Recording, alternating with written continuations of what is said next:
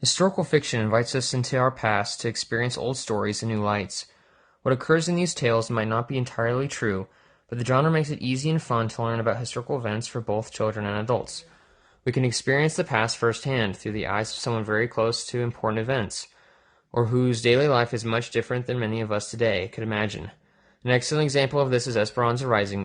Esperanza Rising is the story of a young girl and her family, previously wealthy landowners. They are forced to flee from Mexico into California, trading their beautiful home and servants for a camp of Mexican farmer workers.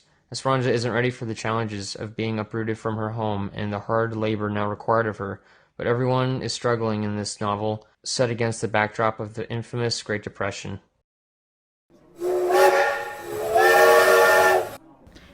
But why does Carmen need to take care of the beggar at all? Said Esperanza.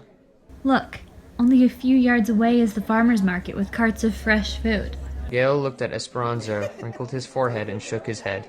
There is a Mexican saying, full bellies and Spanish blood go hand in hand.